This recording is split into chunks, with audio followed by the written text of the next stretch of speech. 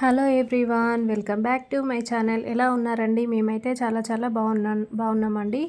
ఈరోజైతే 1 కేజీ మేము బూందీ లడ్డు చేస్తున్నామండి.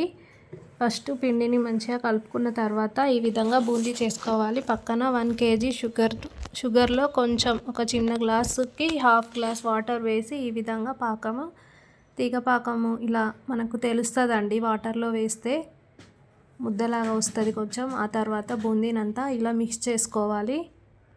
కేజీ పిండికి కేజీ చక్కెర పడుతుందండి షుగరు. ఈ విధంగా మిక్స్ చేసుకోవాలి.